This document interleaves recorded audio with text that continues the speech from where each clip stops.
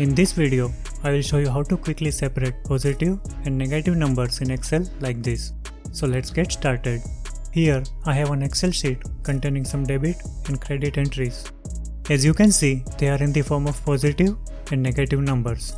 Now what I want to do is to separate the positive and negative numbers in their own columns. If the data is less, the quickest way to separate the numbers is to sort these numbers in an ascending order.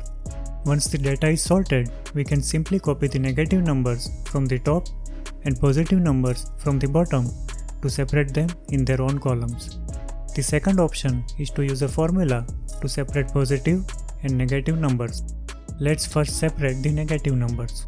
To do that, select the target cell and type an equal sign to start the formula. Now type this formula.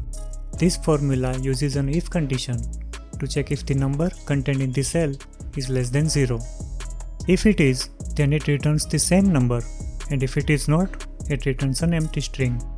Now copy this formula to other cells.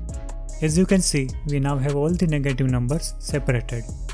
To get all the positive numbers, we need to slightly change this formula. The condition here will be if the number is greater than or equal to 0 like this. Now copy this formula to other cells to separate all the positive numbers.